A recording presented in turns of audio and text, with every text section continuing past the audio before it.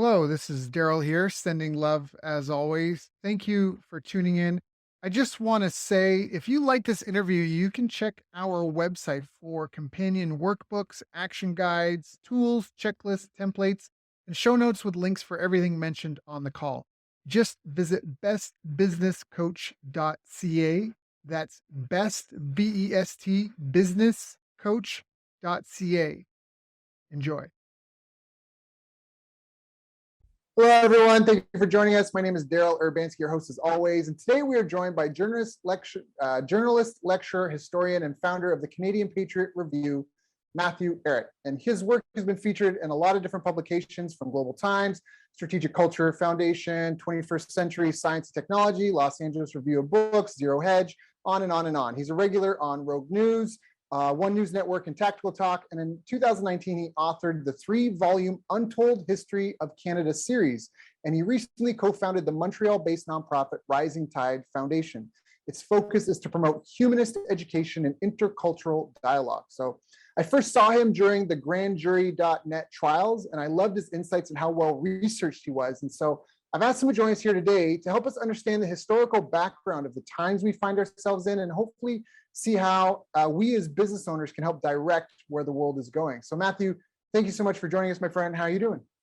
It's a pleasure to be on, and I'm doing really well. Thank you. Good, yeah. We've been having some pre-record talk. It's been going great. We're like, we just got to hit record.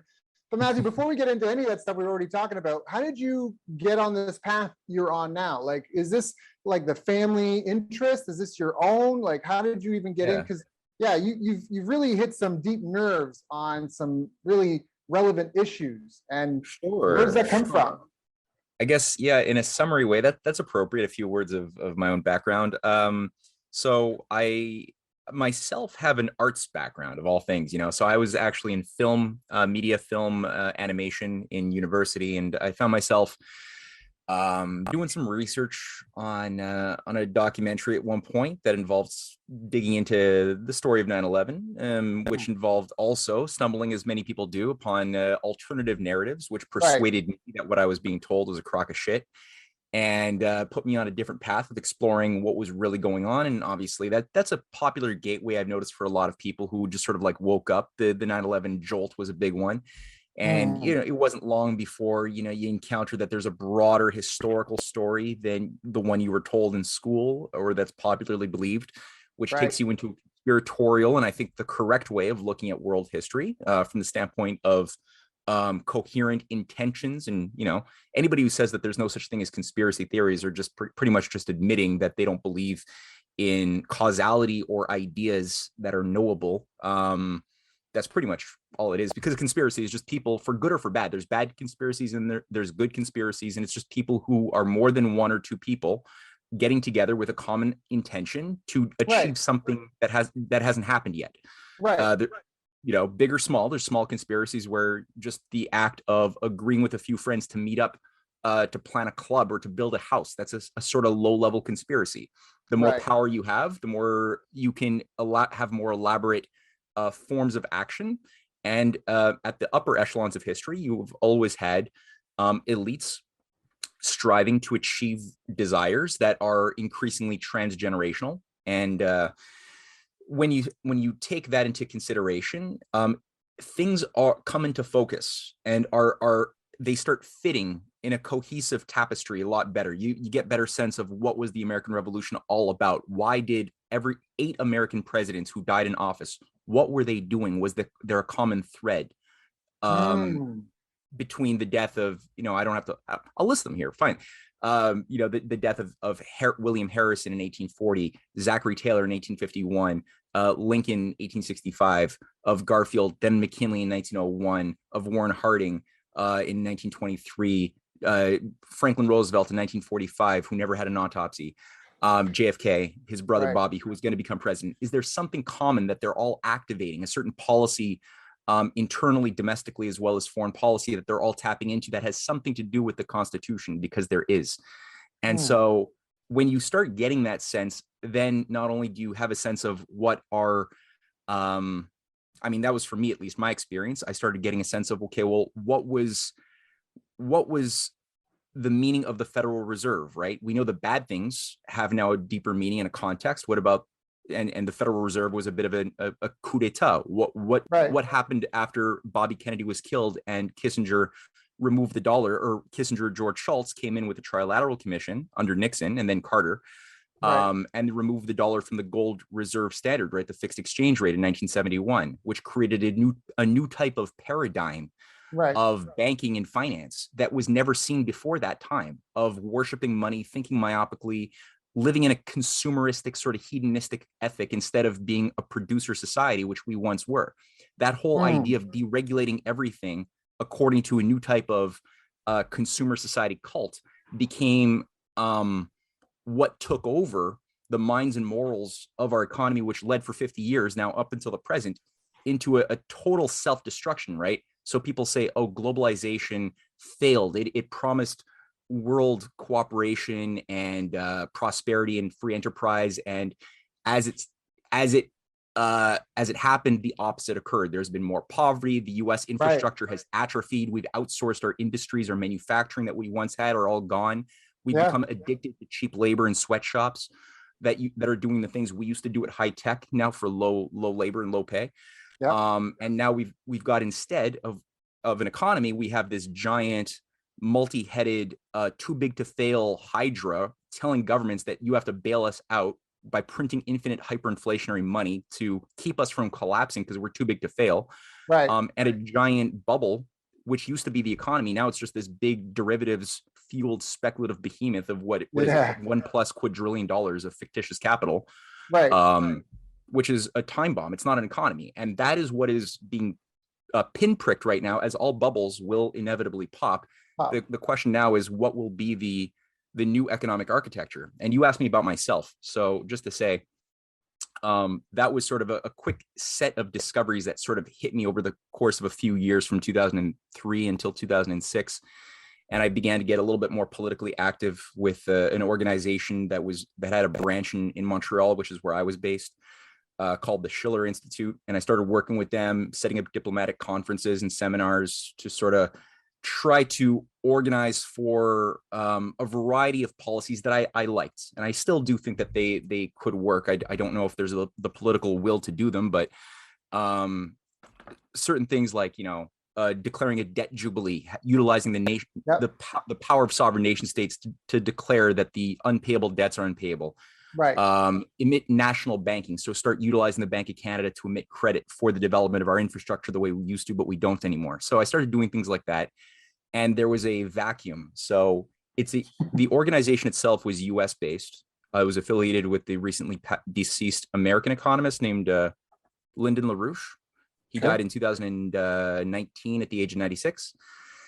And the small group I was a part of in Canada didn't really have much material put together. There wasn't much resources or research done on the oligarchical controls of Canada. So we were it was easy to talk about the situation of the USA, but it wasn't easy to talk about, why is Canada a monarchy? What is the nature of the deep state in Canada? It wasn't called that back then, but you know what I mean. So it was difficult to chart out a policy that was useful or that could recruit or inspire my fellow Canadians to act in accordance with anything. Because it's like, okay, it's all well and good that, let's say, Bush is an asshole and Obama should be impeached, but I mean, that doesn't really move a Canadian. There's not much you can do with that as a Canadian. In Canada. So I started a project with a few of my collaborators around a Canadian history project to piece together some of that secret history, which came together really nicely, very quickly. In the form of a completely new narrative, a reconstruction of Canadian history from the standpoint of recognizing that there is this oligarchy that's always been there, that's been trying to undo the American Revolution.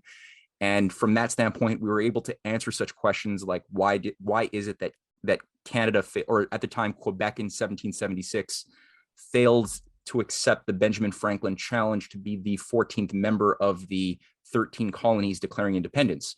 Ben Franklin was up here where I live, 20 minutes away from where I live right now. He was up here for 4 weeks in May 1776, trying really hard to get us on board with signing the Declaration of Independence and fighting together. And due to a series of bribes, threats, and other Freemasonic and other Jesuitical operations that were deeply enmeshed in the French Canadian governing class after the defeat of the French in the 7 Years' War. His plans were subverted, and he left disheartened. And we remained loyal to the crown. And since that time, we've been really this geopolitical wedge used by the crown to, on the one hand, undermine the nationalist leaders within the United States. I mean, Lincoln's assassin was deployed from Montreal, Canada, John Wilkes Booth. This Confederacy had their intelligence operations heavily based here in Montreal and Toronto, running terrorist operations against Lincoln throughout the entirety of the Civil War. JFK's assassination was coordinated from Montreal, Canada, too, by Permindex. So we started filling up a lot of the story and much more, and that resulted in the need to create a platform because the question was, okay, we've got all of these amazing discoveries, but who's going to print it? Who's going to read this? Yeah. So I created the Canadian Patriot Review for that purpose in mid 2012. And then from there, we were able to tie in some economic analysis. We had a better picture of like what was Canada's role geopolitically and economically today within the Great Game. And that just grew, and it manifested into a book series as well, The Untold History of Canada, and then increasingly the Clash of the Two Americas. That was another book series we just published. So that's sort of what we've been doing. That's my little mini origin story, I guess. That's fantastic. Thank you. And to help people understand, and let me know if I got this right, at least as far back as what I understand from from having listened to your other talks. And I have some friends, and when I told them I was interviewed, it was funny, they started showing, you got to listen to this, and it was your YouTube channel, I guess. And I was like, hey, I'm actually interviewing this guy. They're like, well, that's great. But as far as what I understand, if we go back to Britain colonized the planet, and this is great because you have lots of different people, large groups of people, which used to be one of the greatest forms of leverage, having other people do work, which you reap the rewards for. All those riches funnel back to the city of London, if I'm correct. And that was kind of the financial hub for the planet, essentially. That was the operating room, you could say, headquarters for all these colonies. But now you have people in these colonies that want more rights, they want this, they want that. And they don't want to be bothered with having to try and deal with these issues, the nitty-gritties. They're like, we'll give you your independence. We're just going to keep a hold of the actual reins of control. And so all these countries get their independence, and now they're democratic. But really, the city of London and a few bloodlines from the city of London kind of held on to these strings, which I think is translated into sort of the banking cartel, or what people call the banking cartel now. And through that, and that slow, mundane process of public policy and politicians, that they just kind of keep trying to push forward this agenda of maintaining really what was the domination of the planet years ago, and they're just really trying to hold on to that up until now. And if I understand correctly, that's kind of the deep state, if that makes sense. And it all really kind of ties back to the city of London, and I mean maybe even before that, but the city of London and the plan. Is that accurate? Am I way off? I'm trying to give a no, you're good. You're good. You got it. No, you've got the synthesis of the general, the Germans call this a Gestalt, right? A thought concept, a thought mass. Which has a certain integrity, a certain whole. You got it in a simple way. Obviously, it can be elaborated upon. Any element can be unpacked. And obviously, like the city of London itself is a weird beast. Just like today, it's the sort of center of command, a nerve center of international finance, the regulation of global derivatives. It operates out of the city of London in many ways, like through the Financial Stability Board that's tied to the Bank of International Settlements. Itself, even though it's based in Basel, it's entirely a creature of the City of London, the Bank of England, of Montague Norman in the 1930, who put this thing online as a way to sort of bring about, originally, they say to facilitate the repayment of Versailles Treaty debt repayments, but the reality was always to provide a mechanism to fuel and fund the growth of fascism. That's how Hitler was able to gobble up Czechoslovakia, Poland, all the countries. Was through the support of the Bank of International Settlements that ensured that all of the funds of each country went quickly into Nazi coffers. And it continued to essentially provide, it's sort of the central bank of global central banks, right? The Federal Reserve, all the international private central banks conglomerate around the Bank of International Settlements, and the FSB, which was run by people like Mario Draghi, then afterwards Mark Carney, both of them being World Economic Forum trustees. Both of them are devoted globalists who are pushing against the nation state system to get across this great reset ideology of use this crisis as an excuse to reduce global population, using the twofold crisis of COVID and climate change, which they're saying now is a great opportunity. The great reset. Now we can tackle both these things and finally decarbonize the world, get around sustainable development, get the Paris Accords across. And that's what Draghi, that's what Carney have been always priests assigned as mercenaries, you could think of them, to accomplish. So the Bank of England, the City of London, it's not a new problem. It's been around going back as, we were talking about the American Revolution. It was still the nerve center of global finance back then. And it existed for hundreds of years before that with its own separate government. It's like a private corporation, a city. It's like a square mile within London. It's not London. It has its own police force, its own judiciary. Yeah. It's above the law in many ways, but it's also what coordinates a lot of the offshore money laundering operations that have been created in the 20th century, like the Cayman Islands, the Isle of Man, other things that process international drug flows, that also provide a certain clandestine funding for terrorist operations in South America, in the Middle East. It's tied to the Saudi banks. Increasingly, though, they're even going a bit renegade under the new geopolitical situation now arising. But that's a whole other side story. The key thing I would just keep in mind for people who are listening, it's that it's not the British. When people think of British Empire taking back control of the U.S. or undermining or undoing the American Revolution, which sort of is true, it's really that it's not the British people. It's not even the British government, because there have been British leaders who have resisted this. Right. It just as interested in killing poor British people as it is poor Africans or Irish. And in many ways, the British itself was taken over in 1688. So before that, there was a powerful nationalist, humanist current active in the leadership of Britain before it became an empire, who had been trying to facilitate the growth of a new republic in the colonies of the Americas 100 years before the American Revolution. This is why you had, the Republican Revolution of, for 10 years, Britain was a republic in the 1640s under Cromwell. And, you had the King of Britain losing his head. Now that turned into a bit of a chaotic mess at a certain point, but regardless, it demonstrated for the first time that there was this ability to get rid of the hereditary structures of rule by kings and monarchs and inbred elites, and institute an elected type of government by representation, which had never been done before. So that was sort of the first attempt. And before that, if you look at, where was the center of global evil, the center of the oligarchical hive at that time in the 17th century, it wasn't Britain yet. It was Venice. Venice was for 1,000 years after the collapse of Rome, when Rome sort of collapsed under its own self-contradictions and immorality.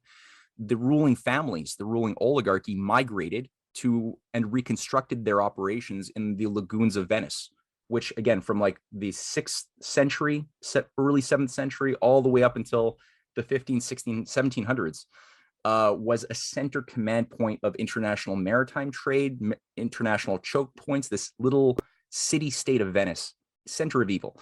They controlled international bullion. They provided the intelligence operations for the Mongol hordes that had been taking over big chunks of the world.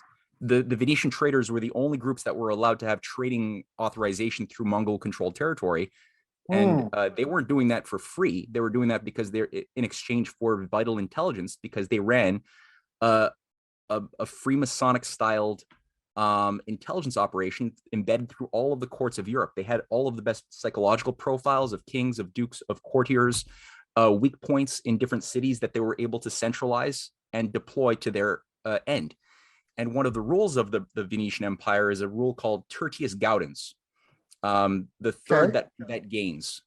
And the objective was always to separate the cause of action, which is the oligarchy and their intentions, from the actual effects of the action. So get second, third, and fourth intermediaries to carry out the work, to do the dirty work without even knowing what they're doing on behalf of the causal agency.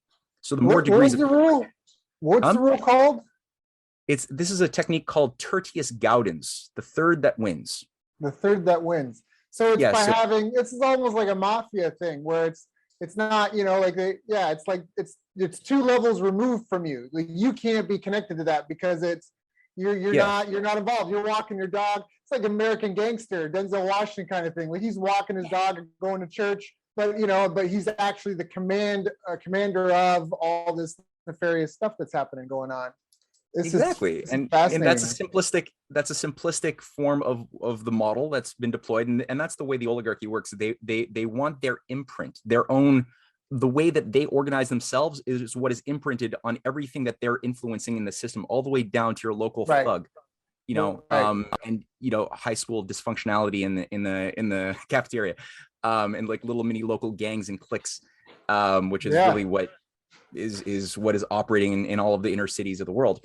And they're just very elaborate at doing what they're doing. So there's many degrees, but there's always at the end of the day a causal agency, and that's where people get confused, because when they try to use a lazy-minded method of trying to piece things together, they often get derailed, along the way. And then you start talking about like lizard people from another dimension who are trying to suck your fear energy and shape-shifting and stuff. That's a whole other bag of worms. We're going to stick with the things that would make sense, because I consider myself just this monkey with a smartphone trying to figure out the world. And and don't get me wrong, I'm not trying to say that I believe in that. I'm just saying that's I know the crazy shit that's thrown out there to deflect people's mind as a minefield, which also makes conspiracy theorizing, it gives it a bad name, because people are like, oh yeah, 9/11, okay, maybe that was an inside job, maybe there's this bankers conspiracy, maybe. But once it gets too wild, they just shut you out. Like that is just complete nonsense. And then the baby goes out with the bathwater. Yeah, exactly. Yeah, exactly. So I'm fascinated about this. Drop my pen. I'm fascinated by this whole topic because I spent about $50,000, end of 2020, beginning of 2021. Everyone was arguing about the science, and I grew up. My step-adopted dad was a geophysicist, so I grew up with like knowing geology and the history of rocks, and and carbon dating and that, and then physics, applied physics, like real, like hardcore hard sciences.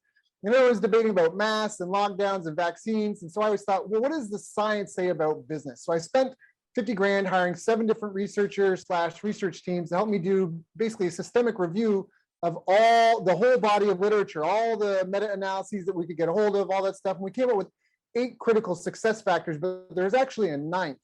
And the 9th was government economic conditions. But we've kind of not looked at that much because we said there's nothing really you as an individual business owner are going to do to impact economy and the government policy. And so we focused on the 8. And for people that care, self-efficacy, strategic planning, market intelligence, marketing strategy, sales strategy and skills, money management, business operations, and business intelligence. Those are the umbrella categories. Cybersecurity fits under business operations. Leadership training fits under self-efficacy. Negotiation skills. Those are the big umbrella topics. But part of why I wanted to talk to you is because more and more increasingly, I've recognized that we can only focus on what we can focus on, but we have to do something. We can't just sit by and just passively accept what's happening when certain, with the economy, with the government and the people that are pulling the big levers. It has, massive impacts on our businesses. All these small businesses have been wiped out all over the planet. And so that's kind of why I want to talk to you about this historical context. Everybody knows the mainstream narrative. So I wanted to speak to you to present something for people to consider, as well as talk about some instances of like, what has worked in combating this historically? How have people pushed back? Who are the people that have had what seems like, because you in going through and doing all this research, you've probably seen a bit of a back and forth, unless it's been a consistent march forward for the bad guys, so to speak. No, absolutely. Yeah, it's that's one of the most empowering things to look at history from this vantage point, is that you start seeing that the bad guys, so to speak, this continuity of intention, which is a very poisonously ugly and bad intention, is has a lot of Achilles heels in it. It's weaker than it wants to project. So it's all about illusion and projection of narratives and projection of imagery, but it is defiant of a higher natural law, higher reality. It doesn't believe in reality. It believes in this Nietzschean ethic of will to power, right? The only truth is the truth imposed by those who have the power to impose their will onto the weak. It's a very low level view. And every time that they try to achieve, it's not like what they're doing today to get like a post-nation state, technocratic, feudal, depopulated era. It's not like this is a new thing. It's not like this is the first time it's been tried. It's been tried many times. The question is, why has it not succeeded again and again? And I think it's useful to take the time to study and read those periods in history where they came close but failed to achieve those desires. And what was it that thwarted those desires? I think one good example in recent times or actually, we've been talking about Venice. Let's just continue that for a second, and then we'll jump to the present. There was a moment when Venice realized that it was much weaker than it thought it was, than it realized. It saw itself as the center of global control, and this is around 1508. And you had something called the League of Cambrai. The League of Cambrai was set up at a moment when all of the warring countries, because Europe was only known for mostly war for hundreds of years between different factions, vying for territory, little bits of land, little bits of their local self-interest controlled, and they were very quick to go to war. And all sides, you'll find, were receiving their loans from the same bankers in Venice. Venice was the center of command. This is before the Bank of England was created. And they took over the British in 1688. Okay. The moment that the fighting stopped was a period where a bunch of the leaders, the statesmen, Erasmus being one of them, Thomas More, Leonardo da Vinci himself, and Machiavelli were played a very important role in this. They basically organized. Yeah, Da Vinci himself. He worked closely with Machiavelli in Florence to fight off the Venetians and their proxies. But they organized in 1508 what's called this League of Cambrai, where they all said, okay, let's just stop killing ourselves for a few minutes here. Let's talk with each other. And they all realized that they're all being manipulated by the same Venetian hand in the lagoons. Okay. And the League of Cambrai got together as a peace treaty, and they formed a military alliance where they destroyed the navy of Venice in a fell swoop. It was great. And the oligarchy in Venice had not a lot to defend itself with. They were right before they could go down with a second swipe and completely wipe this evil from the face of the map. However, some very fishy, weird operations were conducted that I've written a paper on this. I think some of the evidence has been ripped or burnt out of history books, but regardless, something weird happens. All of a sudden, the Pope, a corrupt Pope, I think it's Julius II, decides to break the treaty. He brings with him the Holy Roman Emperor Maximilian, who runs pretty much the area of Germany, which is like 2,000 little mini dukedoms.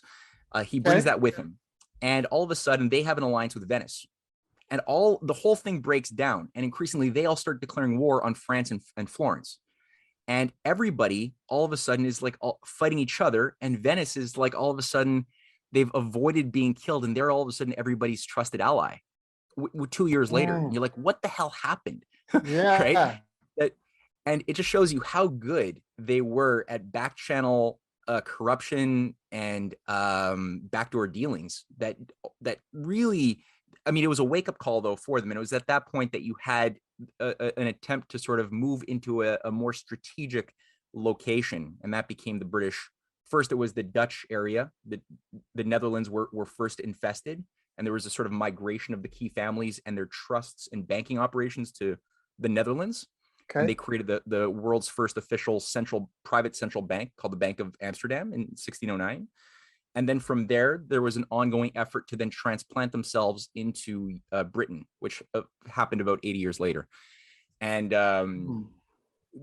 so, okay, on the one hand, what is it that was the weakness of empire there? It was people who all of a sudden realized that they had to get over their differences and talk with each other and realize that you're all being manipulated. The second example of them failing to achieve their their desires was at a moment when the American Revolution was launched. And the American Revolution was not what people think it was. You had the only way it could have succeeded was by having an international coalition of like-minded people.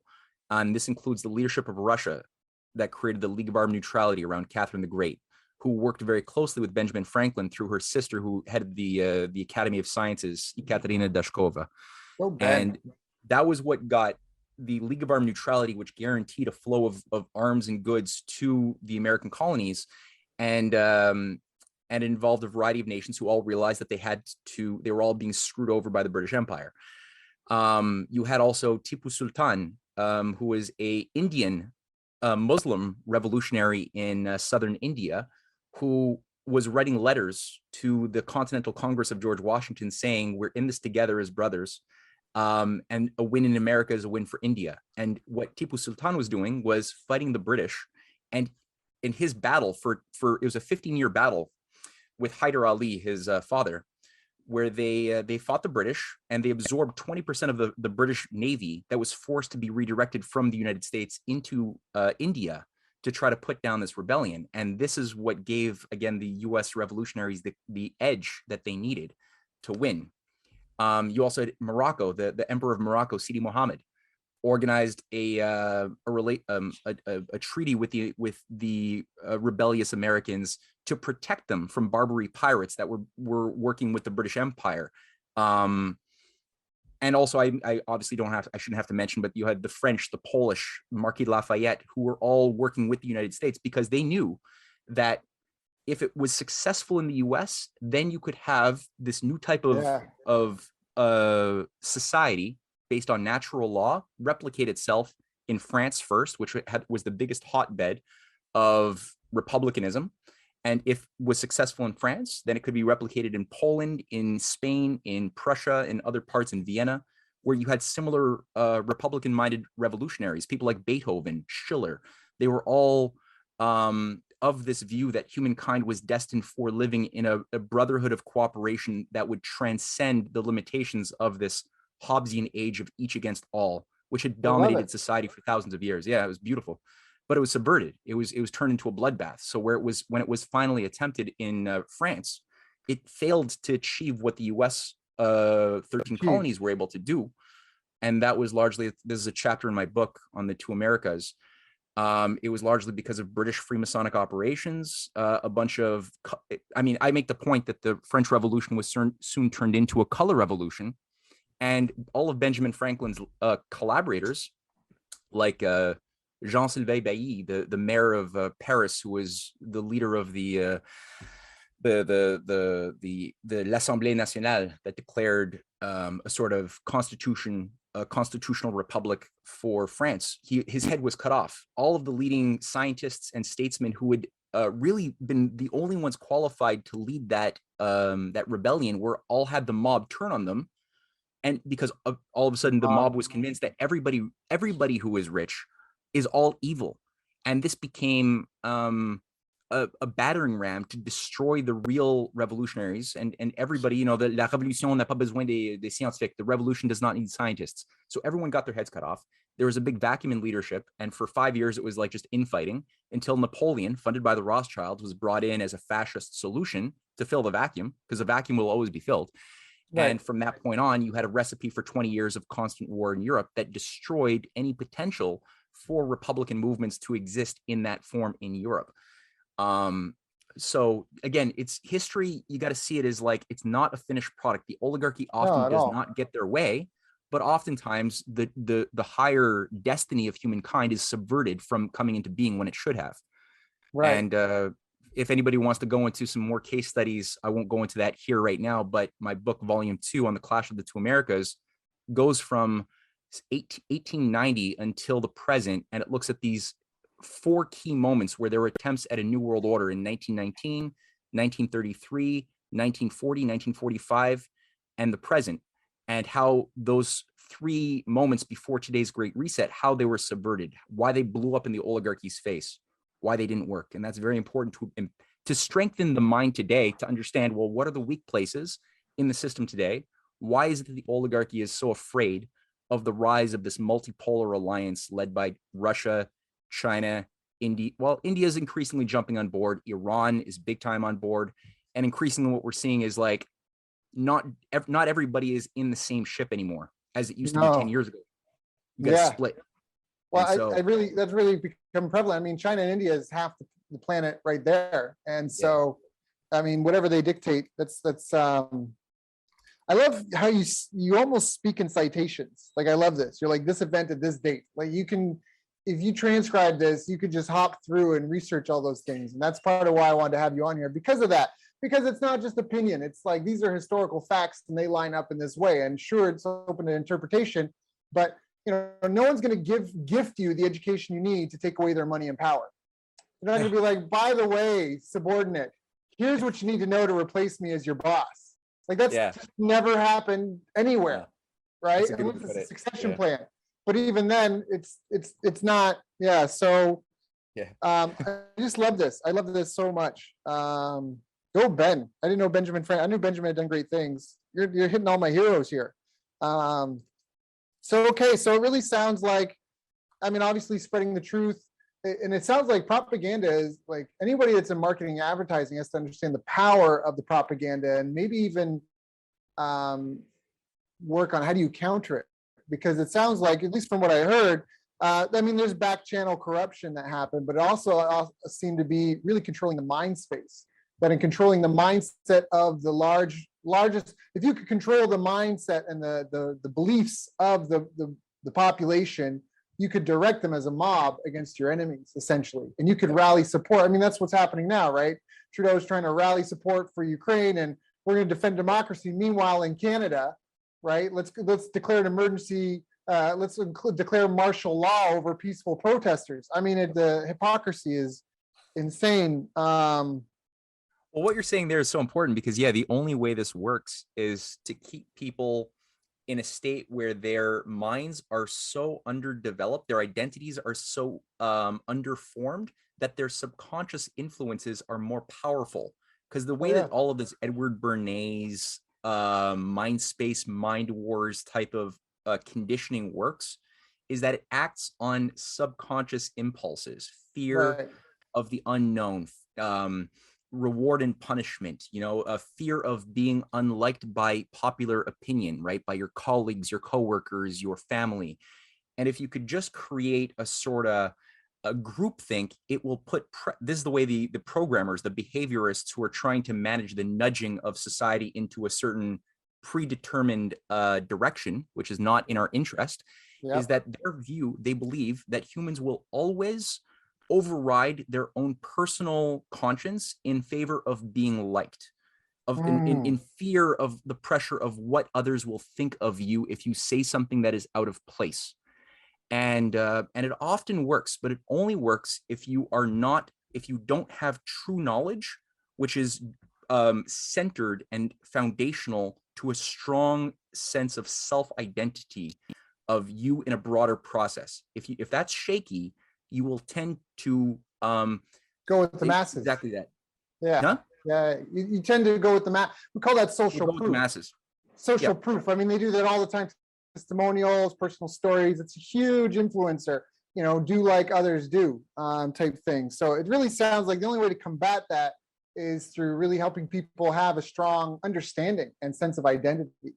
Right. Like, and they go together, right? Your ability to understand that which is outside of yourself comes from having an internal subjective inside yourself development, because we look at the outside world through the filter of our subjective being. Our it's colored by our feelings, by our sense of self-worth.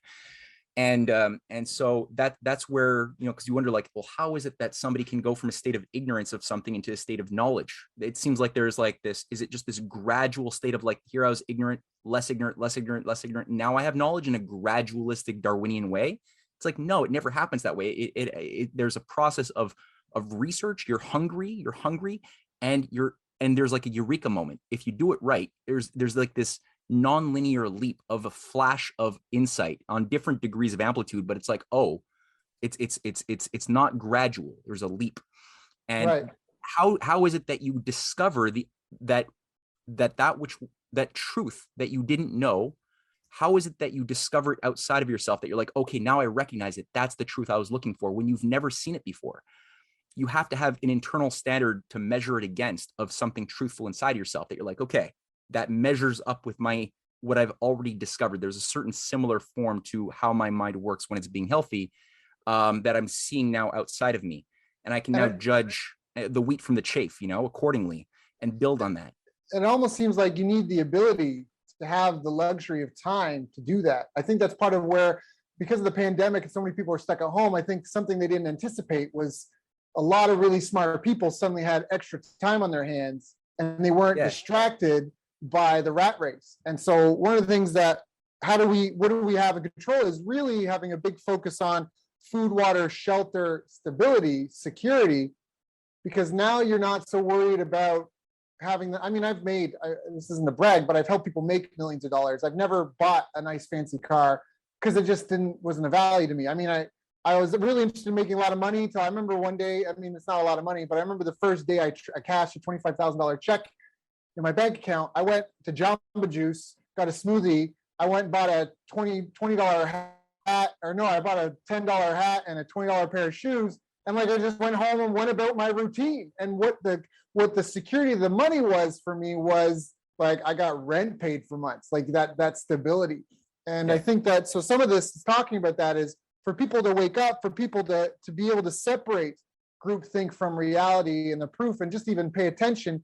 You can't be in this rat race of I got to get to work so I can spend all day distracted by these things to make the money, to put the food on the table. And so we can not be homeless, and that fear of that. And I think that that's a big part of it. And that comes back to, I always wonder why the British pound was worth so much compared to in Vietnam. Before this, I talked about how I spent a couple years in Vietnam. We would get someone to come and clean our house and it would cost us $5 and they'd be there for 4 hours. And I'm like, why is their label? And I remember I was on Facebook one day and somebody posted in a group asking if $50 an hour is too much to pay someone to mow their lawn.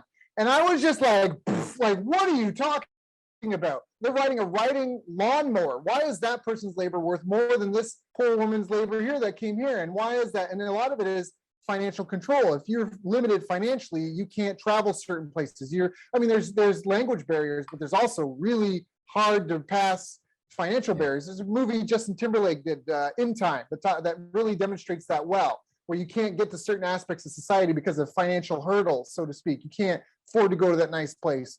But trying to get back to the main point, it sounds like people had to become aware. They had to talk and collaborate, work together, and have time and ability to focus on these things. And that comes from making sure that people have food, water, shelter. And now we have inflation, rising prices, gas is going up. People, because there has been a big pushback and a great awakening. But now that people are like, I don't know if I can afford groceries anymore, I have less time to dedicate to that. And it's almost like that's almost the thing. By helping feed and provide for the community, the fundamentals of life, that enables people to have the luxury to, I'm just spitballing here, but that's something that just, because when you're talking about it, really seemed to be control of people's attention. And like you said, fear, and keeping their fear off of survival. Right? To the degree, this has been known since ancient times of the Roman Empire, the Babylonian Empire, that if you can keep people in a state of fear, their ability to think creatively will be highly reduced. Their ability to be suggestible is going to be highly increased. And you'll keep them divided to be better conquered, right?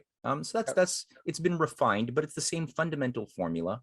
So the thing that's important is self-discipline, self-awareness, to focus on prioritizing that which has real value and keeping us, because part of today's empire and shackles aren't physical. It was more easy to see them perhaps in the days of the slavery system in the US, where you could physically see your shackles. Today, a lot of this is cultural, right? There's a lot of hedonism.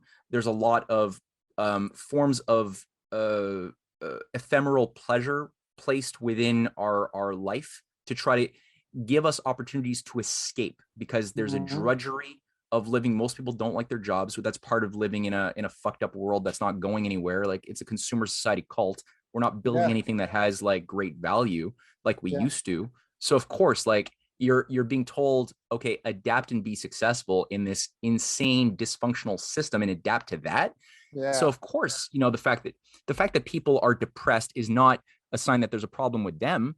And it's not a sign that they should be on drugs the way that every school is giving kids drugs to better adapt them into the hive. Yeah. But it's a sign that they're sane and moral, and that it's not natural to do this, to think this way and to feel this way. Yep. So, people have to sort of get a control of that, reduce the joys or the pleasures we get from the escapist trappings that have been placed in front of us. Like, I mean, the video game culture is a big absorber of time and energy, and it creates bad addictions too. There's a reason why the military industrial complex generated the video game industry, DARPA. There's so many distractions put in our field, which again reduce our ability to take the time and just have this inner silence, the inner peace to read a book, to reflect, to develop our priorities and our sense of self, which is so needed, especially if you got kids. Like the best people I know, the best kids are people who have been homeschooled. They've got a good family unit. It doesn't mean that if you don't have a good family unit that you're screwed. It just means that it gives you all of the opportunities good foundations. You have. That good foundation, an encouragement to find joy in the higher pleasures of discoveries, of sharing discoveries, learning to read with family, and other things and friends. There's a whole set of emotions and joys that is out of people's accessibility if they've been too well adapted to the hedonistic consumerist sort of culture. You turn yourself into a pretzel to try to fit into the system when, like, I fully get what you mean. It's like you've never seen an imperfect cloud or an imperfect wave. They just are. And so as humans, we are, but we twist ourselves into pretzels to adapt into this system thing. And is it us that are flawed, or is it the systems Edgar Allan Poe, actually, who's a really, I did an essay, I'll send it to you, you might enjoy it. He did an essay right before he died. He was probably assassinated, actually, in 1848, and it's called Eureka, his considerations on the metaphysical and physical universe. It's a really wonderful essay, and in it, he's addressing exactly what we're talking about. And he's basically saying within it that up until now, human history has been caught with two different false ways that we have been told we're allowed to think in to become mature adults and be a part of society. He said the first way is creeping, and the other way is crawling. The creeping method was what he refers to as the a posteriori method of thinking, of analysis of Francis Bacon. He calls him the Bacon hog, which is that you're allowed to use your senses in order to find patterns that you then call laws, and that's how you then navigate through the world, from childhood to adulthood to death. The other way, so that's creeping, and then there's the crawling way, which is the a priori method of what he calls Euclid, which is that you start with abstract rules, laws that are generalities that you assume are true, but you cannot know that they're true. You have to just assume these rules are true, and then you use these rules to make sense of what your senses tell you. That's the other way of thinking. He says both ways are wrong. One just causes you to creep, one just causes you to crawl. And he says this entire time, the reality is we've been told to creep and crawl to discover truth, whereas the reality is that we're a creature destined to fly, to soar, and that's soaring into eurekas. So you can't make a eureka by just doing this gradual crawling in the mud. You have to leap. So we're a different type of species. And he uses the case study in his essay of Johannes Kepler and how Kepler discovered the harmonic relationship of the orbits of the planets way before we had any photographic or satellite imagery. Kepler used what limited data he could of the positions of Mars and a few other planets that we knew about at the time in the 1620s. And he was able to then discover his three fundamental laws, which are as applicable today as they were then, 500 years later, 400 years later. But the key to Kepler's discovery, and Edgar Allan Poe even translates some of Kepler's work, was he had a hypothesis that he got from reading Plato, a Pythagorean idea, which had never been proven, but it was always a concept, that the planets had a musical harmonic relationship to each other and to the sun, which could be demonstrable to the mind of human beings, that we're made in the image of God. And that's the proof that we're made in God's image, is because we could discover God's musical creation because God is a composer, not this tyrannical force that just created rules for us to follow, but rather is a active creative agency. And seeing ourselves in the image of that is much more empowering and taps into a lot of this creative potentiality Right. in a way which only a Benjamin Franklin, who discovered, he made breakthroughs in every domain of human knowledge. We don't even, Yeah. we're given a sliver of it. Or Da Vinci, they all had that self-awareness of themselves in relation to that idea of a creator. So Kepler proves it. It's not just a theory. He demonstrates how there is this geometrical harmony that creates these specific ratios that define the positions of the planets and the speeds at the quickest and slowest moments of each elliptical orbit and how they're related to each other. The Earth's orbit within the system is between me and Fa. Me at its quickest, Fa at its slowest on the aphelion and perihelion. And this is the foundation for his third law of planetary motion, which is then later on ripped off and stolen, ripped of its essence, of its harmonic principles, and just called a mathematical formula by Isaac Newton, or Isaac Newton's handlers, that we're told we could just memorize in the form of the inverse square law, with no sense of how this came into being. We're like, no, he's just a genius. An apple fell on his head and he made a discovery. And now you just have to memorize the formula, and just, you can never know why it happened. Just memorize it and that's adequate. Memorize the formula. That's right. Yeah. That's why kids do bad at school, because they're like, I want to know why the formula is true. And the teacher's like, just memorize it. Memorize it. That's right. You don't need to understand and master it. You just need to regurgitate. That is, and it gives you the illusion of knowledge, but not the real thing. And it creates a condition where people will then be more inclined, once again, to have their subconscious forces. So let's say somebody goes through that type of indoctrination process where you do rote learning all the way through university. You're being rewarded. You're rising in prestige in your university and academia. That's how you're excelling. You go into a job, and you've gone through this habitual way of just memorizing what authorities tell you is true. It works. And all of a sudden, new ideas, let's say a young student comes about. You're now 40, 50 years old. Maybe you're older. You spent your life thinking in these terms, right? And a student, a young person, comes about with a new discovery that challenges your underlying system. Will you embrace it? Will you encourage that student, or are you going to shut them down? Are you going to see it as a threat? Are you right? And that's how you'll find that many people in the scientific community today, you're wondering, like, how is so many PhDs going along with scientific frauds, whether on the climate issue, whether on the health issue? You're like, that's how. It's not specifically that they're in on a conspiracy. It's that they're part of a cultural matrix. They're protecting their social status. So I saw that in martial arts. I trained Gracie Jiu-Jitsu, and the Gracies in UFC proved that at least wrestling and maybe submission grappling are on one-on-one, hand-to-hand combat are phenomenally superior to kickboxing, karate, all that stuff. But then you've got people that they've trained and taught karate for 40 years. They built a school. They're putting their kids through college. They've got this. Are they going to sacrifice all that and go become a new student at this new thing? And I really feel that we have that. I always said this. I could see the similarities in religion, because like Judaism is the Old Testament, Catholicism is the Old and the New, and Islam is the Old, the New, and the Quran. And it's like Harry Potter 1 is the only true. No, Harry Potter 1 and 2. No, Harry Potter 1, 2, and 3. And I feel like it's like what you just said there. It's really just about control of what I've built and exactly. What served me well. Yeah. Like Jeet Kune Do, right? Like, this is what Bruce Lee was innovating. He was just saying, like, let's take the best of everything. Let's not go with any one formal system. Let's just see what elements work well in everything and try to synthesize it into something which works. And of course, like, all these people who have just spent generations maintaining the formula are very threatened by this. Well, meritocracies are dangerous to people that aren't high producers, that aren't proficient. And that's a scary thing, because you suddenly go from leading the pack to a runt, and that's a very scary thing. So exactly. This has been a great talk. We could go on for hours. I do want to respect your time. Might have to get you to come back on at some point, but is there anything I didn't ask you that I should have asked you?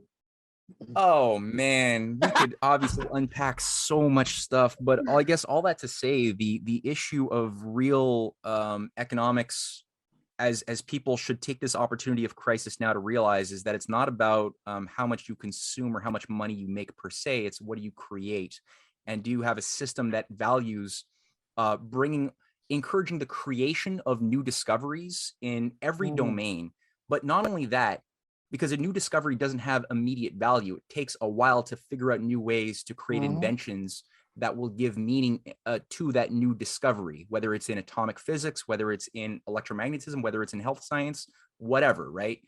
That also requires a certain artistic aspect too, because it's in the arts that we cultivate. That's the soil that we cultivate good fruit. Is in cultivating good aesthetical sensibilities. These this sense of refined beauty, this ability to sense an instinct of ugliness, because that's what a lie is. And it gives you an ability to have what's called insight, not just sight, but insight, to see with the mind's eye, not just your eyes, and go from see with understanding, not just see with what ideology tells you to see through. So having an appreciation for that is key. And that's why, again, reading the writings of original writings of people who really made positive upshifts in world history. Like I've got Benjamin Franklin's collected works up there. I love Ben. Wonderful. I mean, that's a great investment to read his autobiography, even if you're to start it off. A great example of somebody who was a Renaissance man, right? It's not like this is inaccessible. We all have elements of this embedded within us as a baby. And it's just a question of using our time well so that we can actualize this. And Ben Franklin was like the best quality of capitalist you could imagine. He wanted people to make inventions and discoveries. He himself had hundreds of patents. He made it easy for other people to have patents, to have opportunity to try your ideas out, to have economic incentives. But it was always tied to the idea that you could both enhance the free enterprise within society and people's individual best, while at the same time enhancing the general welfare by investing always in public works. Like Ben Franklin was a big promoter of the Erie Canal, big projects that would then create a field in which people could be engineers, build, be rail entrepreneurs, build dams, build other things that would then enhance and help us find new talents to create a better division of labor, right? By always introducing new discoveries into the economic system. And this is the only way that if you're going to really want to refute somebody who believes devoutly in overpopulation being a problem, that we have to reduce the world population because the earth is limited, right? The resources are limited, space is limited, there's too many of us. A lot of people have this underlying belief. They're not bad people, but they don't know how to refute that. So if you want to refute it, you have to have inside of you what I just mentioned, what Benjamin Franklin understood, that you can only overcome the limits to growth by always encouraging the introduction of new discoveries into the system, which upshifts the system as a whole and allows us to have more people at a higher quality of life, not just on the earth, but as we green deserts, right? As we learn how to do this better, and we learn how our relationship with the ecosystems really work in a creative way, because I don't think a desert should necessarily always be a desert just because it's a desert now. The Sahara 5,000 years ago was green and lush. So why not desalinate some water and bring it back, And then as we do that, we could think, well, maybe look at the low level qualities of life on Mars, single cell organisms that might be there. Maybe there once was an ecosystem. Maybe we could find a way in maybe 80, 90 years to start producing little buds of trees or plant life. I'm excited for the future. We just got to get rid of these parasites that are holding us back. The only thing holding us back, keeping us in a cage. So I think from that standpoint, when you hold this idea in mind, it's easier to make sense of where the pathways towards a future exist today, because things, if you just look at what's immediately in, I know you're in the Philippines, but if you're in much of the transatlantic part of the world, and you just look at the shit show dysfunctionality in the political structures in our part of the world, it's easy to get depressed. But if you take a step back, you look at the world as a whole within a broader context of world history, past and future alike, that's shaping the present moment of potential. You start seeing that, okay, there is a fight between two different operating systems, and it's not determined which one is going to win. If the oligarchy had all of the power that they want us to believe that they have, they already would have won a long time ago. We'd already be dead. The fact that we're still alive, having this conversation, is a testament to the fact that there is a very different resistance than people realize. And when you look again at the multipolar alliance today, and the way economics and politics and security is organized around the Greater Eurasian Partnership, which involves 140 plus countries involved with the Belt and Road Initiative, it's a completely different way of doing business Yeah. than what we've been adapted to over 50 years of globalization. They're actually Right. creating, like China has created. And I mean, criticize the deep state structures in China all you want. I mean, I'm talking to people listening right now because it's Right. there are fifth columns, there are deep states in Russia, in China, in every country. No country does not Yeah. have fifth Yeah. columns. However, they are able to utilize powers of national banking to emit credit for large scale infrastructure where they've been able to build 40,000 kilometers of high speed rail in just 20, not even 18 years. They're going to double that Yeah. soon. They've got Yeah. programs to, I mean, build the biggest tunneling systems, the biggest bridges, dams, nuclear power plants, fusion energy investments, space tech, quantum computing, things that for us, it takes like $10 billion in 20 years to build an extra bus stop in Montreal. Yeah. You know, like Yeah. they have the Yeah. capacity of getting things done. And all of the businesses, if you look at the blossoming of entrepreneurs in China, people say it's all this communist behemoth. And No, you no, have more. they've married state and markets. Yeah, They understand exactly. that you need a bit of both, and but they're still trying to keep a cap on it.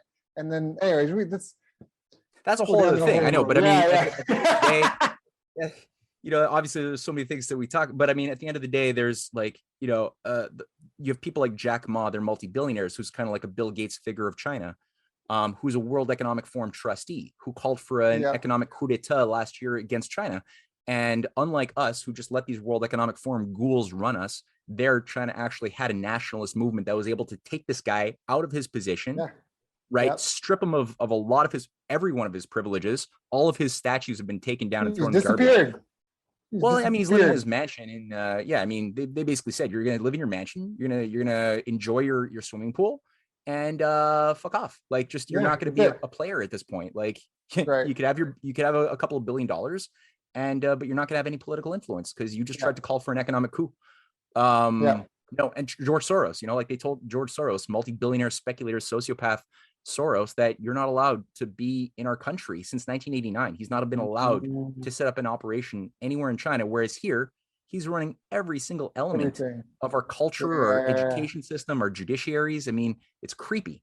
So anyway, so we gotta help wake people up. I think calls like this, I think, are helpful, and I think also just really supporting communities with the fundamentals of to survive, so that way they can breathe a little bit. And I'm not talking about universal basic income. I mean, like there's a guy who's on our show. He's out of Quebec City. He created a product called O Garden. You plug it in your living room, it grows food. You put seedlings in the bottom and on the top, and it like self waters and lights itself. So I'm just thinking in terms of what do business owners need to do? You need to take care of your staff. You really need to focus on the fundamentals of food, water, shelter, and health.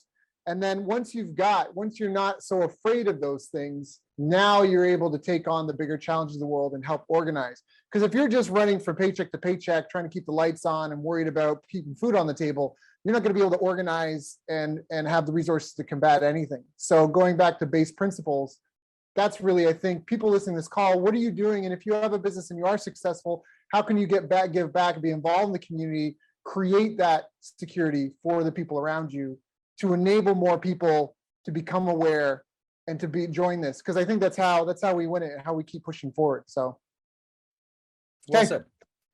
Yeah, Matthew, appreciate this, my friend. It's been a pleasure.